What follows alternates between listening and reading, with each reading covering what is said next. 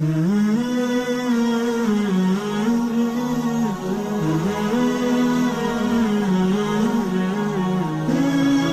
الله الرحمن الرحيم الحمد لله وكفى وسلام على عباده الذين اصطفى أما بعد أعوذ بالله من الشيطان الرجيم بسم الله الرحمن الرحيم لا يكلف الله نفسا إلا وسعها سبحان ربك رب العزة عما يصفون وسلام على المرسلين والحمد لله رب العالمين اللهم صل على سيدنا محمد وعلى آل سيدنا محمد وبارك وسلم اللهم صل على سيدنا محمد وعلى آل سيدنا محمد وبارك وسلم اللهم صل على سيدنا محمد وعلى آل سيدنا محمد وبارك وسلم.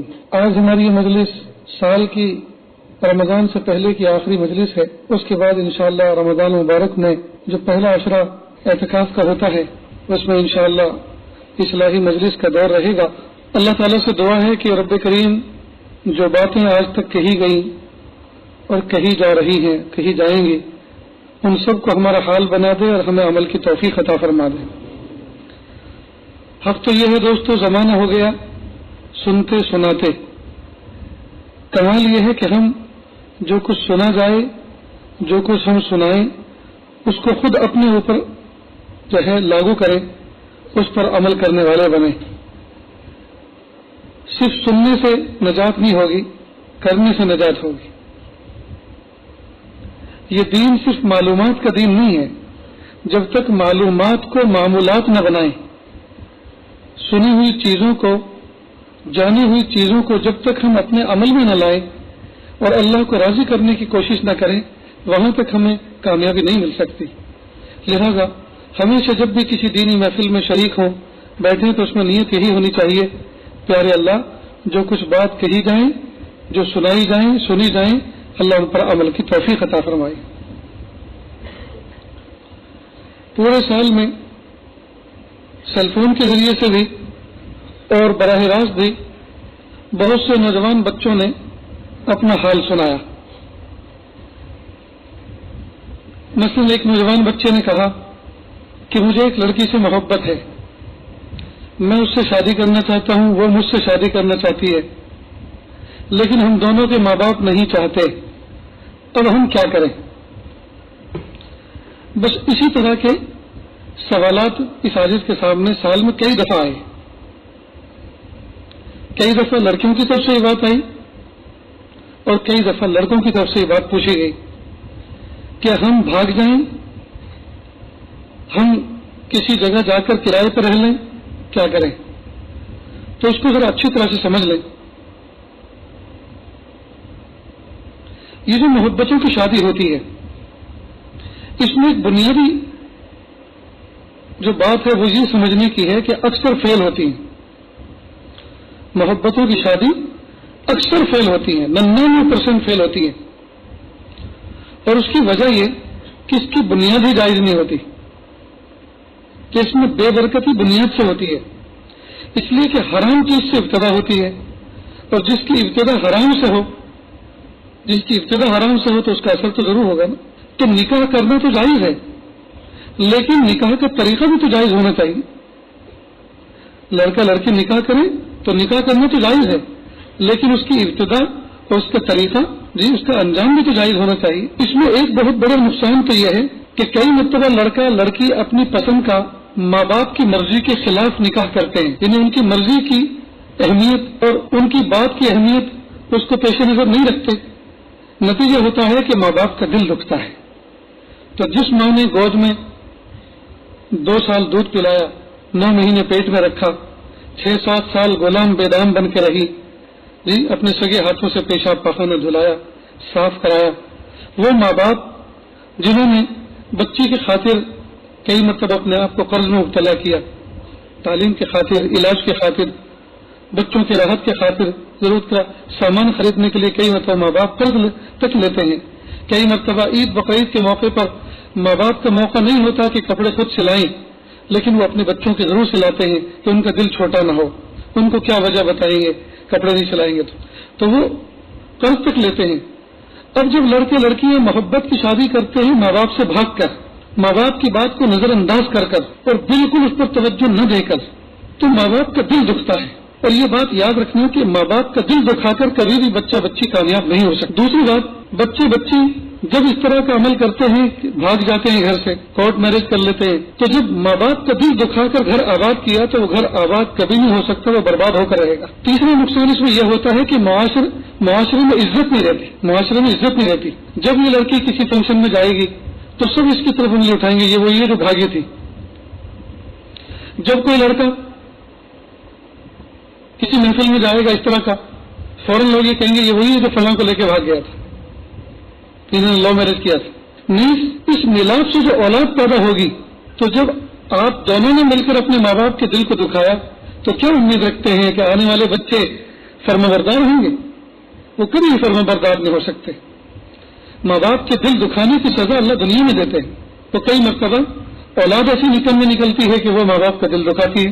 ایک ناکامی یہ ہوتی ہے نہیں، چونکہ لڑکی کو جھوٹ بات کہہ کے اس کو اپنا فرشتہ بنایا جاتا ہے لڑکے کی طرف سے، جی کہ میں تمہارے لیے ستارے توڑ کے لا دوں گا، میں تمہارے لیے چاند توڑ کے لا دوں گا، چاہے نکاح کے بعد 50 گرام بھجیے نہ لا سکے، لیکن ایسی جھوٹی باتیں کہتا ہے. میں تمہارے لیے ساری دنیا سے جنگ مول لے لوں گا، میں خون کا دریا پار کر کے لے جاؤں گا، میں آگ کا دریا عبور کر لوں گا، نہ جانے کیا کیا جھوٹے. اب وہ بیوقوف ایسی ہوتی ہے کہ وہ ان سب چیزوں پر یقین کر لیتی ہے، سوچتی ہے کہ بالکل یہ خدائی زبان ہے، جو کچھ کہہ رہا ہے بس گویا اللہ میں کہہ رہے ہیں، بالکل سچ کہہ رہا ہے، یہ ایسا کر گزرے گا. اور کیونکہ جھوٹے وعدے کر کے اس کو محبت میں پھانسا گیا تھا، اور وہ یہ سوچتی ہے کہ یہ میرا دیوانہ ہے، میں کم ہوں، یہ میرا دیوانہ زیادہ ہے، لہذا کھانا پکانے کی ذمہ داری اب میری نہیں، یہ مجھے ہوٹلوں میں جا کے کھلائے. اب اس نے خیال تصور میں ایک محل تعمیر کیا ہوتا ہے کہ آئے دن نئے نئے ہوٹلوں میں کھائیں گے، نئے نئے ریسٹورینٹ میں جائیں گے، گھومنے پھرنے کو ملے گا، اور یہ کچھ ہوتا نہیں. تو اب وہ اندر ہی اندر کوڑنا شروع ہوتی ہے، اس نے مجھے دھوکہ دیا. اب دھوکہ کیا، اب اس کا کیا ہوگا، اب اس کا تو کوئی علاج ہی نہیں.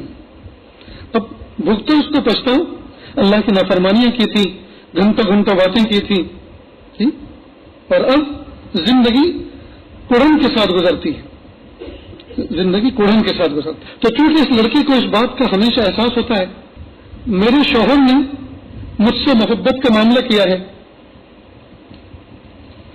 میرے شوہر نے مجھ سے محبت کا معاملہ کیا، لہذا یہ میری ساری ذمہ داریاں اٹھائے گا، اور چونکہ اس کو مجھ سے زیادہ محبت ہے، اس نے مجھ سے جو ایسی باتیں کہہ رکھی ہیں، تو اس کے ذہن میں ہمیشہ اسکرین پہ رہتی ہیں. کپڑے میں لانڈری میں دھلواؤں گا، کبھی تمہیں پریس کرنے کی ضرورت نہیں، برتن دھونے کے لیے بھی ڈش واشر لا کر دوں گا، جی یا کام کے لیے خادمائیں رکھوں گا، تمہیں کام کرنے کی بالکل ضرورت نہیں ہے، اور تمہیں پھولوں کی سیج پر رکھوں گا. اب جب یہ سب چیزیں نظر نہیں آتی، بجائے پھولوں کے کانٹوں کی سیج ملتی ہے، جی اور برتن بھی خود مانجنا پڑتا ہے اور کپڑے بھی خود دھونا پڑتا ہے، تو یہ اپنی نظروں میں ذلیل ہونا شروع ہوتی ہے کہ ہائے میں نے تو یہ سوچا تھا کہ مجھے شہزادی بنا کے رکھا رہے، یہ تو مجھے باندھی اور غلام کی طرح رکھ رہی. حالانکہ اگر اس طرح کا معاملہ نہ ہوتا یہ کام تو اس کو کرنے ہی تھے، برتن دھونے تھے، کپڑے دھونے تھے، کھانا پکانا تھا، بستر بنانا تھا، کمرے کی صاف صفائی کرنی تھی، جی کچن میں سب چیزوں کو مینٹین کرنا، یہ تو اس کی ذمہ داریوں میں سے تھا، یہ تو اس کو کرنا ہی تھا. لیکن چونکہ سامنے جھوٹ کا جو انبار لگایا تھا، اس کے مقابلے میں اب جب یہ اپنی فرض ڈیوٹی نبھاتی ہے تو اپنے آپ کو اپنی نظروں میں ذلیل سمجھتی ہے، اور سمجھتی ہے کہ ہائی مجھے تو نوکرانی بنایا گیا، مجھے تو باغی سمجھ کے لایا گیا، اور میرے ساتھ تو ایک وعدہ بھی پورا نہیں ہوا. اس لیے کہ مرد موقع پرست ہوتا ہے، شہوت کا جب جنون اس پر چڑھتا ہے وہ نہ جانے کیا کیا جھوٹ بول جائے، وہ نہ جانے کیا کیا بول جائے اور بولتا ہے. اور اس جھوٹ کی سزا پھر دونوں، کیونکہ بے برکتی ہوتی ہے، اللہ کی رحمت ہٹ چکی ہوتی ہے، بنیاد چونکہ حرام کاری سے ہوتی ہے، بنیاد چونکہ برائیوں سے شروع ہوتی ہے، اس لیے میرج لائف کے اندر برکتیں نہیں ہوتی. اب اس میں شروع میں کچھ سیر سپاٹے کرا دیے، ماں باپ سے چھپ کے وہ کہیں مال میں مل لیے، ماں باپ سے چھپ کے وہ کہیں مارکیٹ میں مل لیے، اور وہاں کی چاٹ پکوڑی کھا لی، تو وہ یہ سمجھتی ہے کہ زندگی ایسی گزرے گی، بس زندگی بھر ہم چاٹ پکوڑی کھائیں گے اور زندگی بھر ہم محبتوں میں اور عیش کے ساتھ رہیں گے. حالانکہ وہ تو اس کو اپنے مقاصد پورے کرنے تھے، اس لیے وقتی طور پر اس نے کچھ خرچ کر لیا، اس کی تو آمدنی اتنی نہیں ہے کہ اپنے گھر کا خرچ چلا سکے. وہ اپنے 2 مہمانوں کی مہمان نوازی کر سکے. اس کو تو اپنے آنے والے مستقبل کے لیے کچھ تعمیر کرنا ہے، اسے تو اپنا گھر بنانا ہے، اسے تو اپنے بچوں کے لیے کچھ جمع کر کے رکھنا ہے، اس نے تو ان کے بارے میں کچھ سوچا ہے، اسے تو اپنی سواری بنانی ہے. جی مثال کے طور پر اب اس کے تصور میں یہ سب ہوتا ہے. اب یہ سوچتی ہے لڑکی کہ جو کچھ اس نے سوچا ہوا ہے جی وہ تو میں نہیں جانتی، البتہ جو کچھ مجھ سے کہا ہوا ہے وہ میں جانتی ہوں، لہذا اپنی انکم چاہے کچھ بھی ہو میرے شوق پورے کر کے دیکھا. نتیجہ ہوتا ہے کہ یہاں سے اب ان کے اندر تلخیاں شروع ہوتی ہیں. لیکن اب ہاتھ ملنے سے کیا فائدہ جب کہ چڑیا جو ہے کھیت چک کر چلی گئی.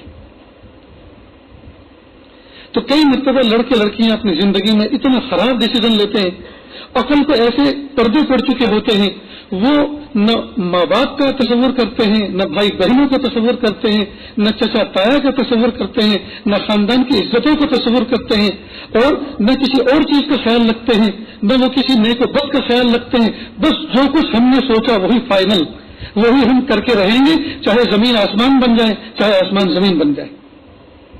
ہائے ہائے کیسے عقل پہ پردے پڑتے، کیسے عقل پہ پردے پڑتے.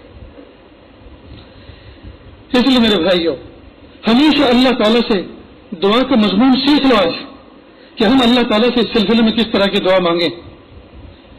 مثال کے طور پر خاندان میں کوئی لڑکی ہے، اس پر نظر پڑی تھی کبھی جی نظر پڑی جاتی ہے، اور آپ کے دل کے اندر یہ تمنا پیدا ہوئی کہ میں اس گھر میں نکاح کروں، اس گھر میں.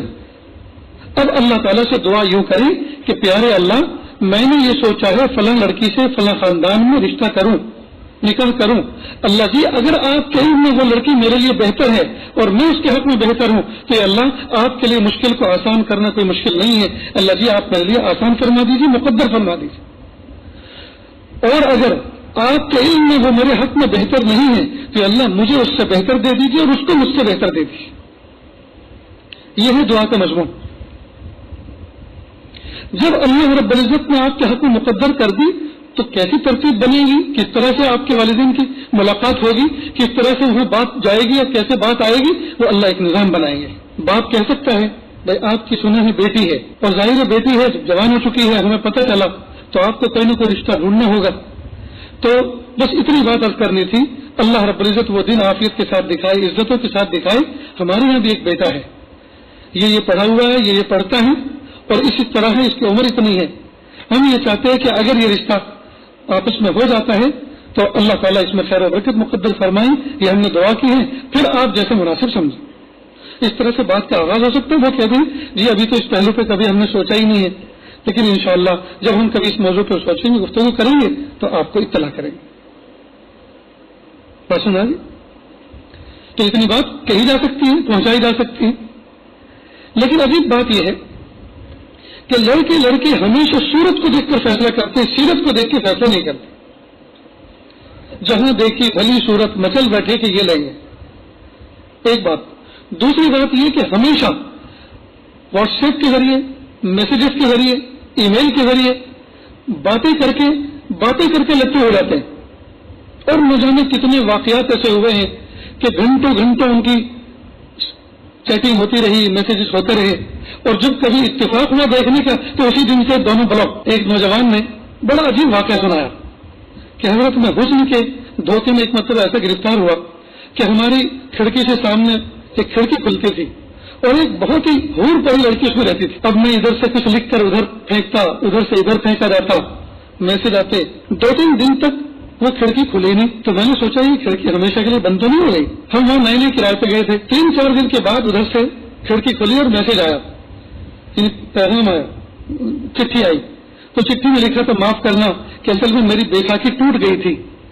میری بیساکھی سمجھتے جو معذور لوگ بغل کے نیچے لگا کے چلتے ہیں نا، کہ بیساکھی ٹوٹ گئی تھی، وہ ریپیئر ہونے گئی تھی، 3 دن لگ گئے، اس لیے میں کھڑے ہو کے بات نہ کر سکے تو اس نے کھڑکی بند کر لی. اب ظاہر اس میں تو صرف منہ نظر آتا تھا، بیساکھی تو نظر نہیں آتی تھی، تو اس نے کھڑکی بند کر لی. یہ تو لنگڑی ہے. میرے بھائیو دھوکہ مت کھاؤ. ماں باپ کی رائے کا عزت اور احترام کرو. جن ماں باپ نے بڑی محبتوں کے ساتھ اللہ سے آپ کو یہ دولت مانگی اولاد کی، جن ماں باپ نے آپ کے لیے بچپن میں نہ جانے کتنے گڑ گڑا کے دنیا میں آنے سے پہلے، پیدائش سے پہلے دعائیں کی، اور دنیا میں آنے کے بعد ان کی دعاؤں کا آپ حصہ بنے رہے ہمیشہ. کیا وہ ماں باپ دھکا دے دیں گے کسی جگہ بیچ دیں گے؟ اس لیے ماں باپ کی رائے کا ہمیشہ احترام کریں, ہمیشہ احترام کریں. اس کا مطلب یہ نہیں ہے کہ آپ اپنی کوئی رائے پیش نہیں کر سکتے, رائے رکھیں, لیکن ان کی عزت, ان کی رائے کا احترام کریں. اور یہ جو لو میرج ہیں, اس میں میرج لائف کبھی بھی کامیاب نہیں ہوتی دوستو. ہزاروں مثال اس طرح کی, اس لیے کہ اس میں حرام مقاصد سامنے رکھے گئے, جی, حرام جذبات سامنے رکھے گئے, حرام گفتگو سامنے رہی, اور اس کے بعد پھر جو ہے یہ حلال نکاح وجود میں آیا, تو جس کی بنیادی فاسد ہو تو دوستو اس پر کوئی اچھی تعمیر نہیں ہو.